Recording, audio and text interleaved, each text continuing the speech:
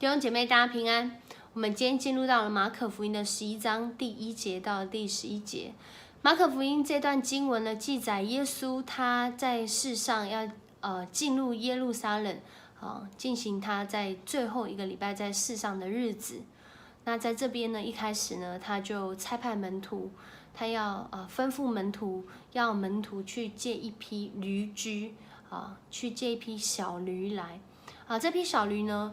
会在这边使用小驴，就是表示了这批小驴它是没有载过货物，没有载过人，是被主所特别拣选的。主拣选了一匹不起眼的小驴，但是却在这当中呢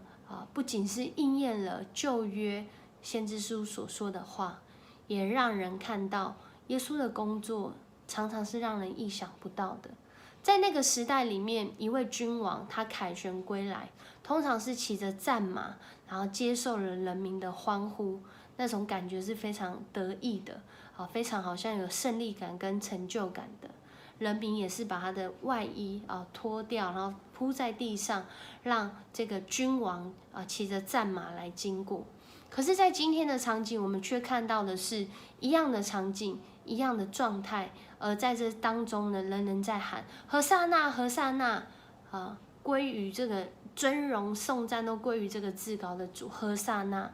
何撒那原来的意思是拯救我们，主啊，拯救我们了，太好了，要来拯救我们了，赞美上帝，因为他要来拯救我们了。当我们在这样喊的时候，耶稣却是骑着驴驹，骑着一匹小驴进场。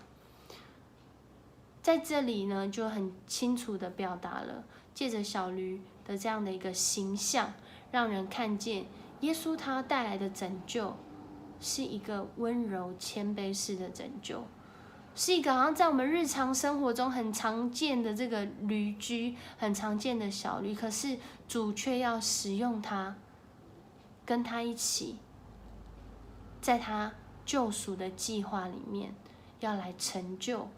主他已经计划好要救赎我们的工作。在今天的这段经文里，我想我们并不陌生，在每一年要棕树主日的时候，要受难节的时候，要复活节的时候，我们大概都会读到在四福音中有记录到这段的经文。不过再次让我们来思考，主耶稣常常要使用的不一定在我们眼中看为那个是最有能力的、最得胜的、稳赚不赔的，可能主很常拣选要使用的是我们日常看起来不起眼的，